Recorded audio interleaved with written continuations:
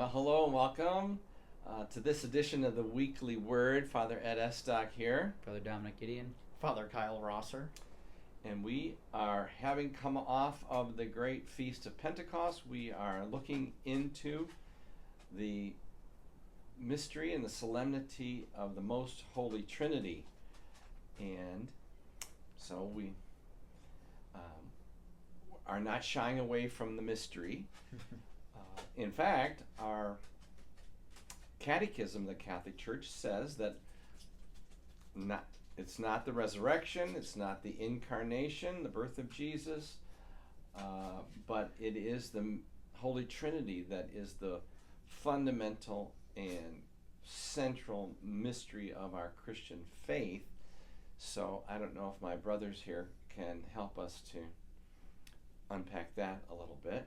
And what do we mean by the mystery of the Holy Trinity? Well, I know Father Rosser's been a little fresher on his theology, but we shouldn't make him go first. I might as well just warm him up a little bit. Oh, thanks. But I think the Trinity can just seem like it's such an abstract and bland idea. A lot of theology can seem very lofty and unapproachable. But I think the more we understand the Trinity, the more we understand how personal it is. The Trinity is a perfect image for us as Christians, and it's great for us to understand what it means to be in relationship with one another, what it means to be human.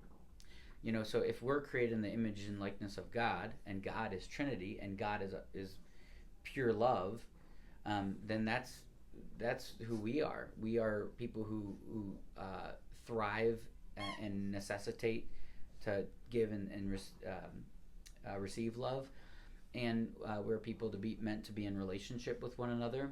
And if God is a constant, giving and receiving of love, then that needs to be our life. And so, we hear that pride is the kind of the core vice, because it is the total contradiction of our essence, to look towards others, to care for others, and we cannot love others without receiving from the Trinity.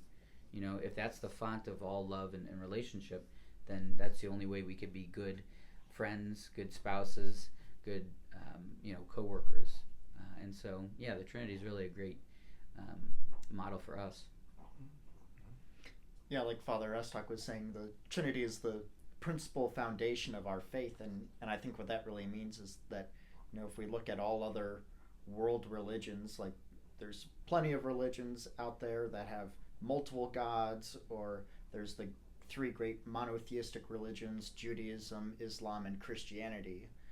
But even of those three, we are unique because we say that God isn't just a singular being, a singular supreme being, but God is a Trinity. God is three persons, but one God, Father, Son, and Holy Spirit. And as Father Dominic was saying, it's a Trinity of love. It's a Trinity of relationship that binds us all together. If we look at our Christian faith, everything we do is in the name of the Trinity, right? We always begin our prayers in the name of the Father, and of the Son, and of the Holy Spirit. We enter into the very life of the Trinity. Children are baptized in the name of the Trinity. So many parts of our faith are wrapped around the Trinity. If we break down the creed, we break it down into Father, Son, and Holy Spirit, and the works of each three. But it's all one God, and it's the same God that loves us and cares for us and invites us into a living relationship in the Trinity. Yeah, so maybe that's the contemporary 21st century word that we might translate Trinity into relationship. And what we know, and what the priests here have been saying, is that relationship, the other word and more common word for relationship, is love. And maybe the verb loving might even more dynamically represent what we're thinking about.